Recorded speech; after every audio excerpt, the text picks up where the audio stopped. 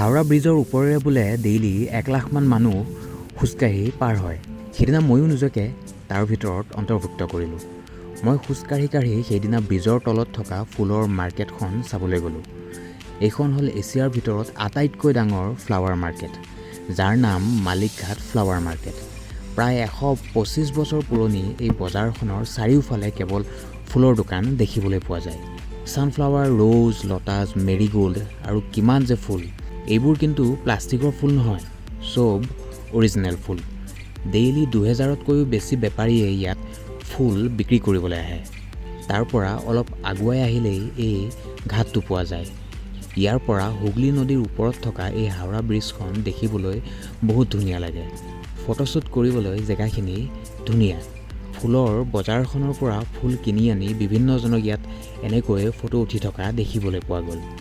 মই পিছে ফুল লৈ উঠিবলৈ লগত কোনো নাছিল। সেইকাৰণেই তাত ফুটবল খেলি থকা ল'ৰা এজনক কৈ 2খনমান ফটো উঠি উভতি আহিলোঁ।